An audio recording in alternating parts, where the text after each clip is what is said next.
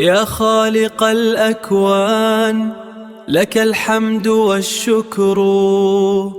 في حقول النور يزهر الفكر والقلب يرويه صفاء منهمر هذا الجمال آية تحيي البصر